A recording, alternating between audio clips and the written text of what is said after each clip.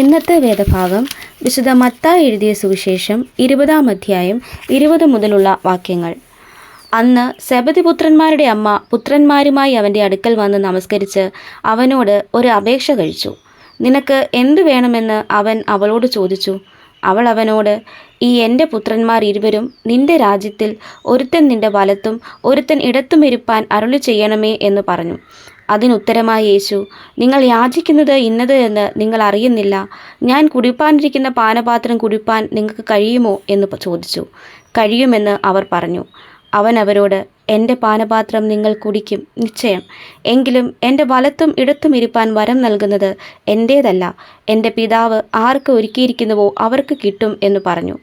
ശേഷം 10 പേർ അത് കേട്ടിട്ട് ആ 2 സഹോദരന്മാരോട് നീരസപ്പെട്ടു. യേശുവോ അവരെ അടുക്ക വിളിച്ചു. ജാതികളുടെ അധിപന്മാർ അവരിൽ കർത്തൃത്വം ചെയ്യുന്നുവെന്നും മഹത്തുക്കൾ അവരുടെ മേൽ അധികാരം നടത്തുന്നുവെന്നും നിങ്ങൾ അറിയുന്നു. നിങ്ങളിൽ അങ്ങനെയരുത്. നിങ്ങളിൽ മഹാനാകുവാൻ ഇച്ഛിക്കുന്നവനെല്ലാം നിങ്ങളുടെ ശുശ്രൂഷക്കാരനാകണം. നിങ്ങളിൽ ഒന്നാമനാകുവാൻ ഇച്ഛിക്കുന്നവനെല്ലാം നിങ്ങളുടെ ദാസനാകണം.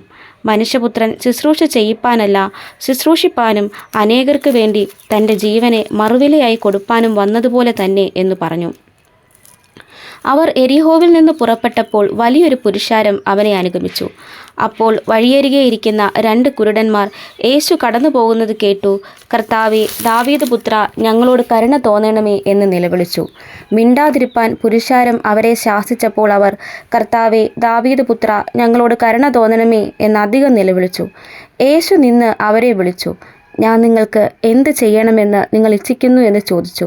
കർത്താവേ, ഞങ്ങൾക്ക് കണ്ണ് തുറന്ന് കിട്ടണമെന്ന് അവർ പറഞ്ഞു.